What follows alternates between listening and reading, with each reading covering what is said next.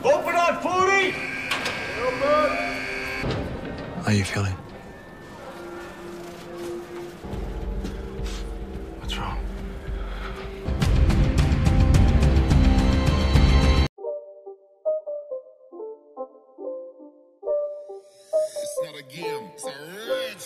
Halo guys, masih bersama saya Stephen di channel ProView. Kali ini kita akan melanjutkan kembali alur cerita film dari Prison Break dan sekarang kita masuk ke season 1 episode yang ke-15 dan 16. Untuk itu sebelum masuk ke ceritanya, seperti biasa siapkan apa?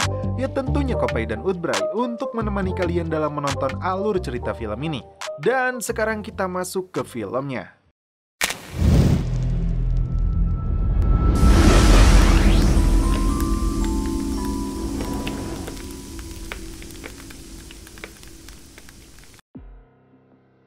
Di awal film, Lincoln terlihat sudah dipersiapkan untuk dieksekusi mati.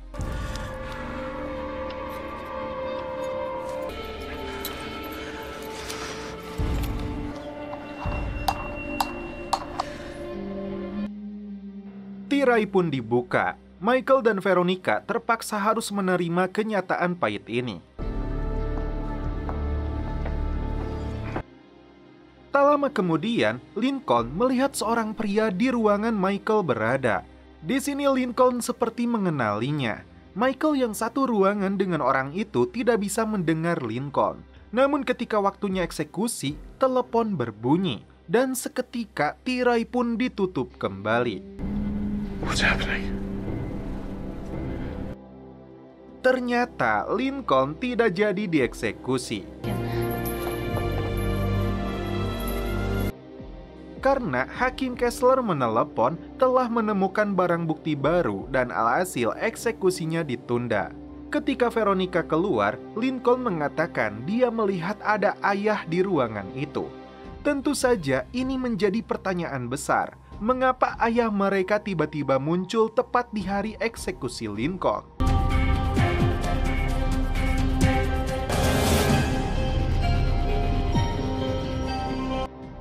Michael di sini tidak mempercayainya karena di dalam sana hanya terdapat Michael, Veronica, dan beberapa reporter. Why would he come back now? At the very last minute. Wakil Presiden mempertanyakan bagaimana bisa Lincoln masih hidup. Kellerman menjawab bahwa ada informasi yang diberikan oleh orang tidak diketahui kepada hakim. Wakil Presiden yang menduga itu adalah Daniel dibantah oleh Kellerman. Karena jika itu Daniel, maka Veronica akan membeberkan semuanya di pengadilan. Lalu, Kellerman menyinggung adanya kebocoran dari pihak perusahaan. Wakil Presiden menegaskan bahwa mereka bertiga adalah satu tim. Setelah itu, dia memerintahkan untuk menindaklanjuti masalah ini. Sebelum meninggalkan ruangan, agen yang bernama Samantha itu ditegur oleh Wakil Presiden agar berdiri ketika berbicara di hadapannya. Veronica dan Tucci diberitahu bahwa ada bukti yang tiba-tiba tergeletak depan rumah hakim. Terdapat dua laporan dalam amplop itu. Yang pertama adalah hasil otopsi Terence Steadman yang dinyatakan usus buntunya utuh dan normal. Dan yang kedua dijelaskan bahwa pada saat umur 12 tahun, Terence Steadman pernah operasi usus buntu. Itu artinya bukti ini cukup menguatkan bahwa Steadman masih hidup. Maka dari itu, hakim akan menunda eksekusinya selama 2 pekan. Selain itu, dalam masa penundaan akan dilakukan penggalian makam Steadman. Tujuannya untuk mengetahui apakah benar yang dikubur itu adalah jenazah Terence Steadman. Veronica menelepon Michael untuk mengabarkan tentang penggaliannya. Jika jenazah itu bukan Steadman, maka Lincoln bebas. Jika itu benar jasadnya, maka mereka akan kembali ke permulaan. Sucre bertanya bagaimana kalau itu benar jasa Steadman. Michael berkata dia tidak akan tinggal diam dan akan kembali menjalankan rencana pelarian. Lalu Pop menemui Lincoln untuk memberitahu bahwa jenazah Steadman akan digali. Setelah itu, Lincoln menanyakan tentang sosok pria yang hadir di ruang eksekusi. Pop berkata hanya ada adiknya, Veronica, dan 3 reporter. Dan salah satu reporter itu bernama William Prahl. Kembali ke Michael yang sedang melihat tatonya untuk melihat jalur pelarian yang lain. Sucre teringat dengan jalur Route 66 yaitu jalur pipa. Apakah mungkin ada jalan lain? Musim berganti salju, petugas IP bertugas membersihkan tumpukan es di lapang. Michael menjelaskan bahwa mereka masih akan kabur lewat rumah sakit dan ruang penjaga, hanya saja berbeda caranya. Lalu dia melihat di ujung sana ada gedung bangsal kejiwaan. Gedung itu adalah satu-satunya yang mempunyai garis sama dengan rumah sakit. Jadi rencananya mereka akan masuk lewat ruang penjaga, lalu nantinya di sepanjang pipa ada lubang yang membawanya ke separuh jalan. Dan separuh lagi akan dilakukan secara ekstrim, yaitu di atas tanah. Ketika Charles mempertanyakan lubangnya, secara tidak sadar mereka berada di atasnya. Oh, hell no. Miles di sini meremehkan rencana Michael, karena setiap sudut ada menara yang mengawasi lapangan. Wah, kayaknya bakal seru nih jalur pelarian sekarang. Lanjut. Di selnya, Michael berkata pada Sucre akan masuk malam ini. Dia akan pergi ke bangsal kejiwaan untuk mengecek jalur pipanya, apakah bisa dilewati atau tidak. Namun yang menjadi pertanyaan, bagaimana caranya untuk pergi ke sana, sedangkan menara pengawas beroperasi 24 jam. Sucre memang selalu punya ide cemerlang. Dia akan memanfaatkan seseorang yang ditugaskan di laundry. Di hadapan publik, Wakil Presiden mengungkapkan kekecewaannya kepada Hakim Kessler karena dilakukannya penggalian ulang. Setelah petinya berhasil diangkat, Veronica dan Nick merasa ada kejanggalan.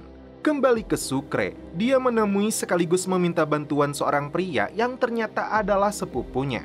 Awalnya, sepupunya itu menolak, namun setelah mengancam akan membuka aibnya, dia pun tidak bisa apa-apa. Alhasil, sepupunya itu datang ke sel dan memberikan apa yang dibutuhkan oleh Sucre.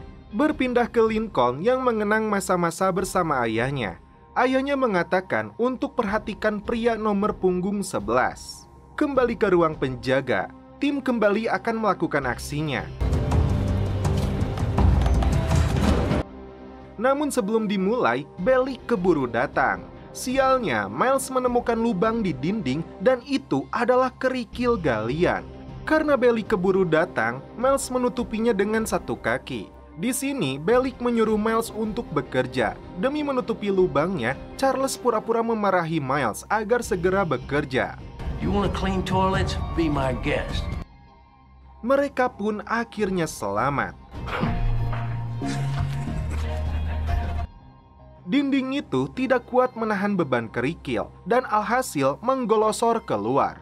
Muncul masalah baru karena sipir yang penasaran dengan asal pemain football favoritnya bertanya kepada T-Bag. Sedangkan di dalam ruangan, tim semakin panik.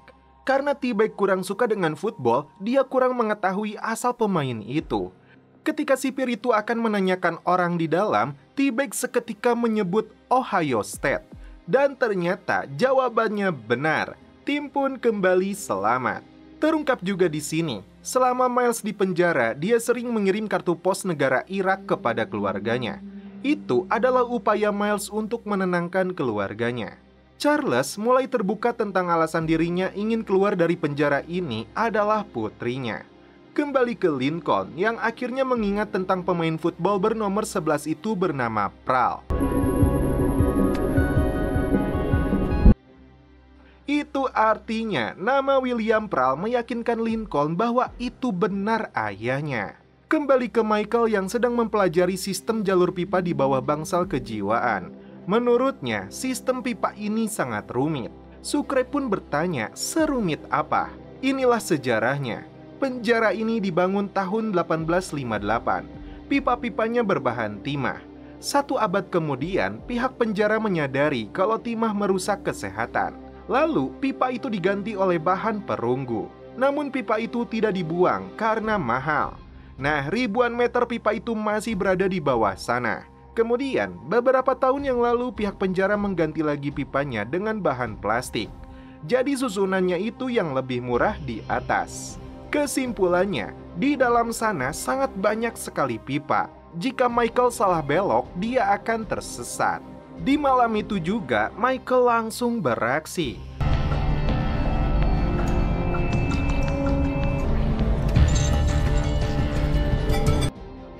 Sebelum naik ke atas, dia membuka paket yang diberikan oleh sepupu Sucre.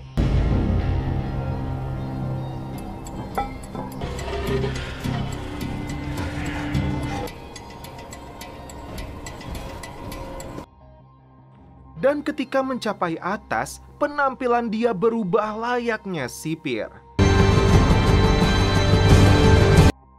Lampu menara seketika menyala. Cukup dengan lambaian tangan saja, sekarang Michael bisa berjalan bebas di lapang.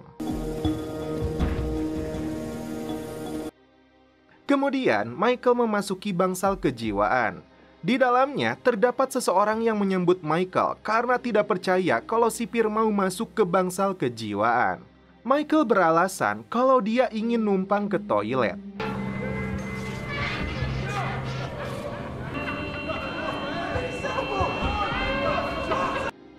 Waktu penghitungan dimulai. Lagi dan lagi, Sucre dibuat panik karena Michael belum juga datang. Kembali ke Michael yang memasuki ruang bawah.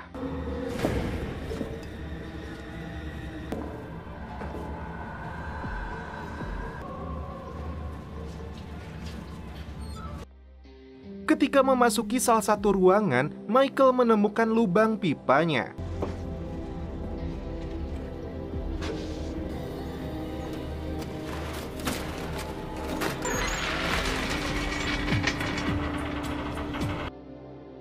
Namun ketika dia keluar, penjaga bangsal memergokinya. Berpindah ke Veronica dan Nick yang sedang memeriksa jenazahnya. Menurut dokter, dilihat dari jenazahnya sudah tidak jelas dan agar akurat mereka harus melihat cetakan giginya. Dan hasilnya ternyata sangat cocok. Itu artinya jasad itu adalah Terence Steadman. Kok bisa? Ternyata saat mereka keluar wakil presiden berada di sana. Dia berpura-pura sedih agar terlihat jadi wanita paling tersakiti sealam barjah. Michael kembali memasuki lubang di lapang untuk kembali ke sel. Sucre sudah tidak bisa diam karena takut ketahuan. Sialnya, ketika di lorong, seorang sipir menghambat Michael. Terlebih dari itu, ini yang dialami Michael.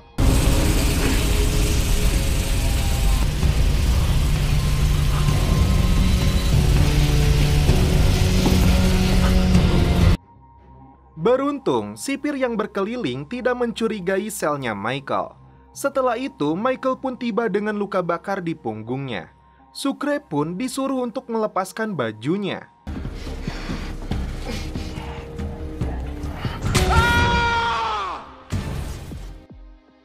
Ketika Michael tersadar, dia sudah berada di rumah sakit. Ternyata pada malam itu, Michael dibius karena itu adalah prosedurnya. Sucre pelanga-pelongo karena dituduh sebagai pelaku pembakaran punggung Michael. Dia mencoba membela dirinya, akan tetapi jika jujur pun salah. Udahlah, ikhlasin aja anjing Sucre karunya. I told you I didn't burn him. I found him like that. My ass. Sarah mencoba bertanya siapa yang melakukannya. Namun, Michael tidak mau menjawabnya. I'll be sent back to your cell. Sepupu Sucre ketakutan karena baju sipir yang dia pinjamkan berlubang.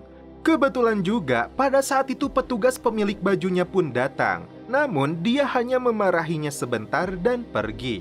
Veronica datang mengunjungi Lincoln. Di sini Lincoln bercerita ayahnya terlihat di ruang eksekusi.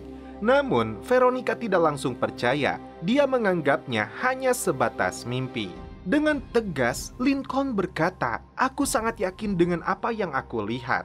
Kellerman dan Samantha menyelidiki CCTV area rumah hakim. Ketika seorang pria menyimpan amplop bukti tersebut, Samantha langsung mengenali wajah orangnya. I know that guy. Siapakah dia?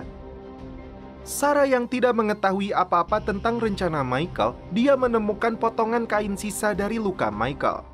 Dia menduga itu adalah seragam penjaga, jadi terfikirkan juga kalau pelakunya adalah penjaga. Michael akhirnya kembali ke sel.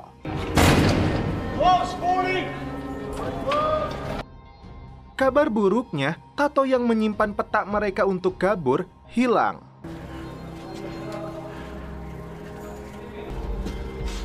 What's wrong? Lalu, apakah Michael bisa mengingat peta yang hilang itu?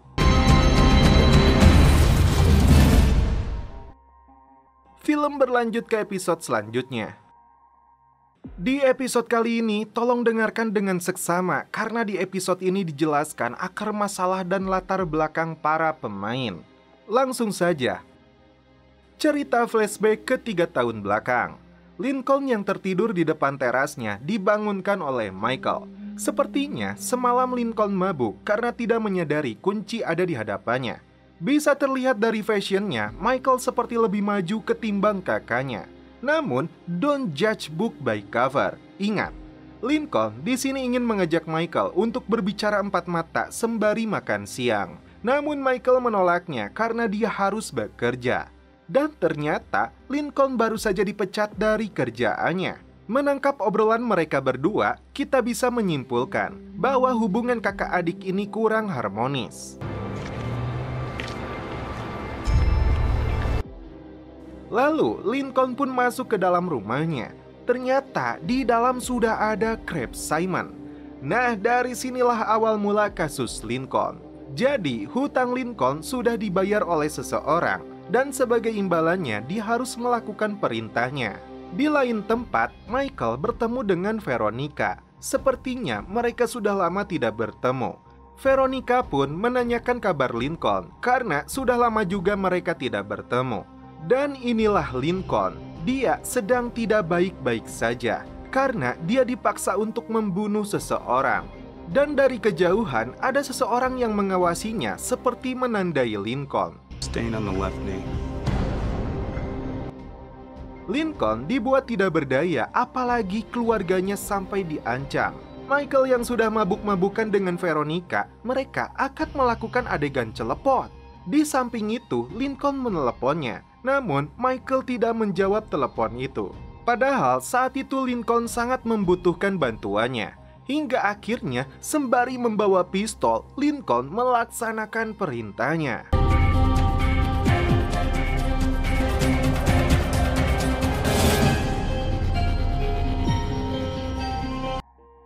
Selesai merokok, dia pun berjalan menuju targetnya. Namun yang terjadi,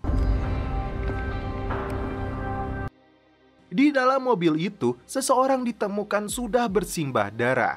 Lincoln pun langsung pergi tidak kembali lagi. Kan cerita di episode sebelumnya, rekaman memperlihatkan bahwa Lincoln menembak Steadman dan kembali lagi. Faktanya, itu semua dalam pengawasan Kellerman dan Daniel. Lincoln sangat panik dan di tengah jalan dia menabrak Sucre. Kita juga dapat melihat Hector ternyata adalah teman Sucre. Sepupu Sucre juga ada di sana. Merasa dirinya ganteng, Sucre menatap tajam ke arah Mary Cruz. Kalau dilihat-lihat manis juga si Mary Cruz, aduh. Lanjut. Si Hector yang sama-sama terpesona mulai kebakaran jenggot, walaupun gak ada jenggotnya. Sekarang beralih ke masa lalu Sarah yang dimana cantiknya sampai sekarang. Di dalam ruangan, dia menyuntikkan morfin ke dirinya sendiri. Menurut Mbah Google, morfin adalah jenis obat yang masuk ke dalam golongan analgesik opium atau narkotik. Obat ini digunakan untuk mengatasi rasa sakit yang terbilang parah dan berkepanjangan atau kronis.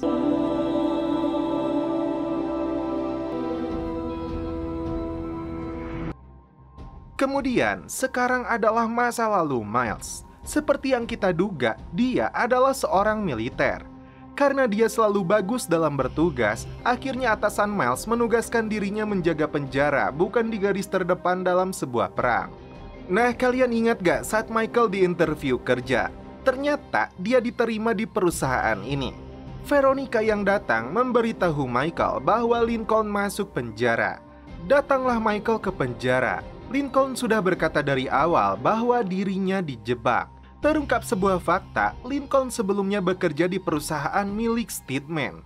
Hingga akhirnya beberapa minggu yang lalu dia dipecat. Setelah pemecatan itu, muncullah kasus ini.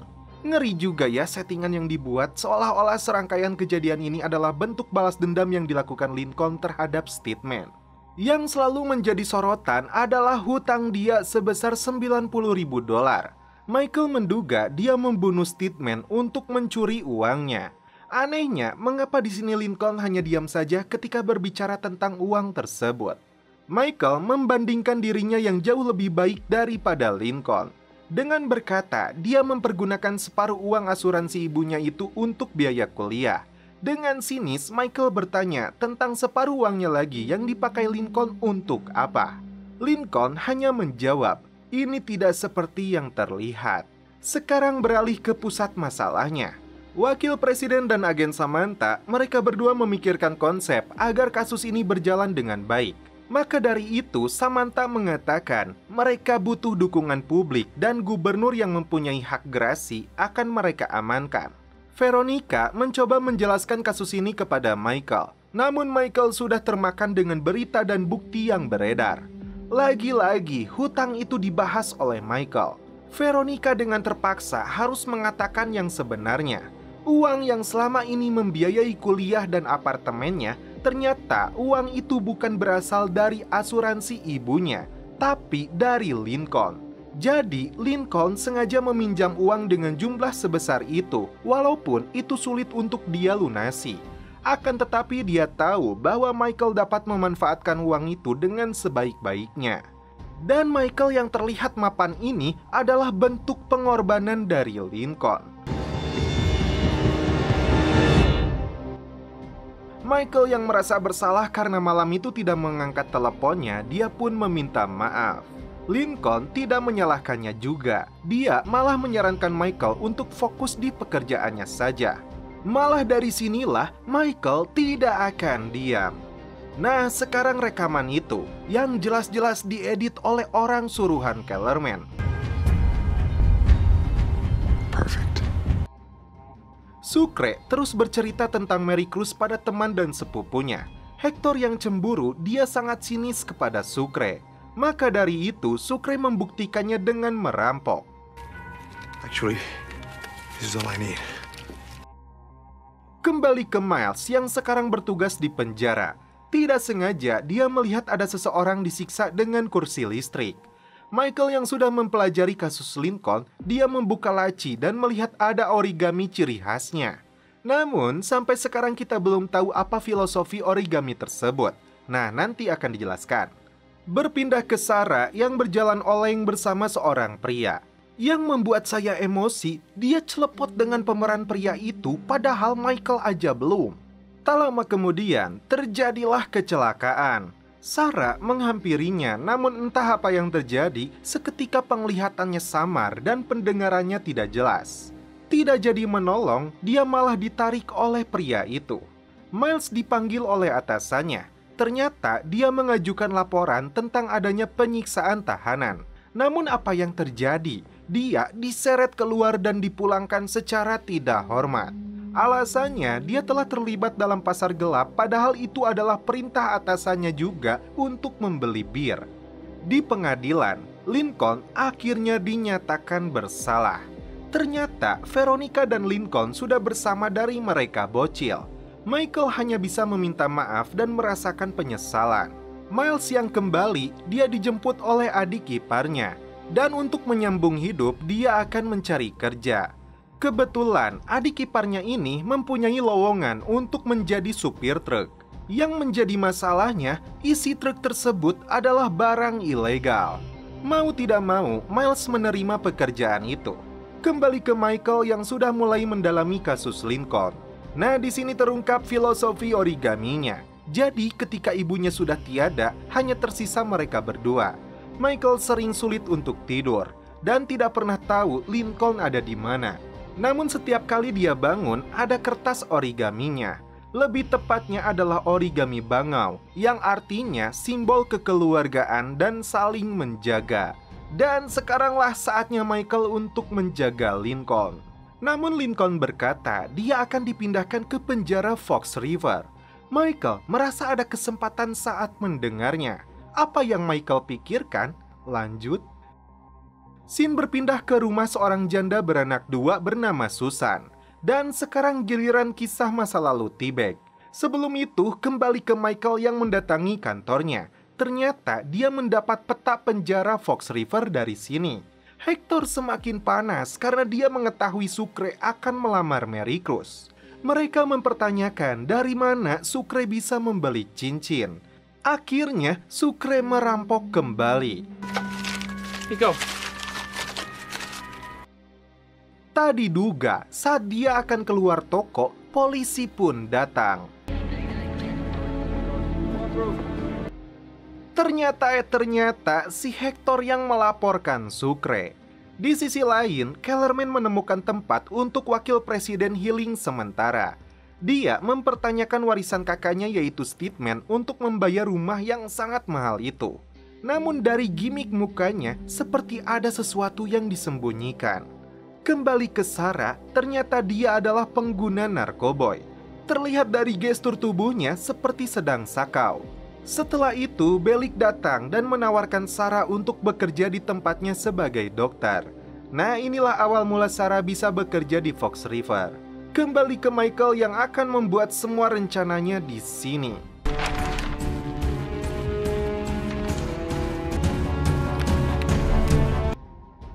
Miles yang akan mengirimkan barang ilegal, tiba-tiba di pertengahan jalan dia ditahan polisi. Berbeda dengan T-Bag yang kita kenal di penjara, di sini dia sangat ramah dan kebapak-bapaan.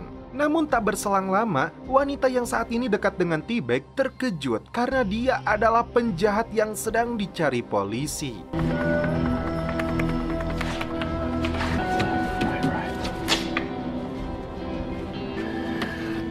Left, right, order, left.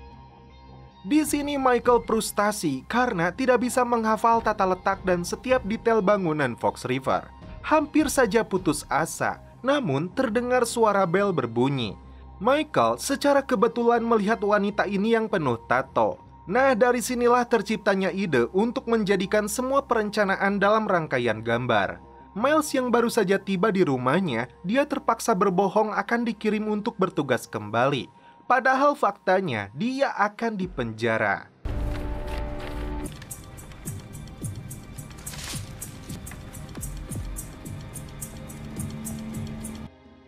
Nah, terselip sebuah kalimat yaitu Bolsoy Boze. Nah, apakah itu adalah clue selanjutnya untuk pelarian mereka? Lanjut. Terlihat juga beberapa potongan berita terkait dengan orang-orang yang dimanfaatkan di penjara.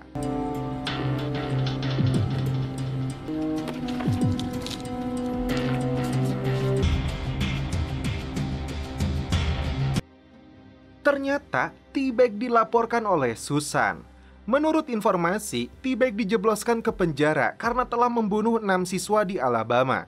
T-Bag mengancam wanita itu ketika dirinya keluar, dia adalah orang yang pertama T-Bag cari. Di sebuah tempat, wakil presiden berbicara dengan seseorang mengenai Lincoln yang akan mati. Terlihat orang itu menggunakan gigi palsu. Bentar, kalian ingat jasad Steedman yang dinyatakan sangat cocok cetakan giginya?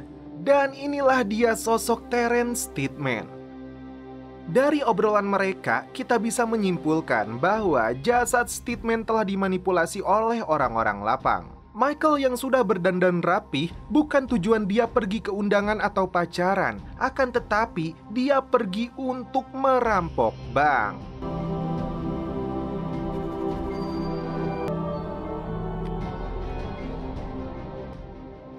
Dan setelah itu film pun berlanjut ke episode selanjutnya.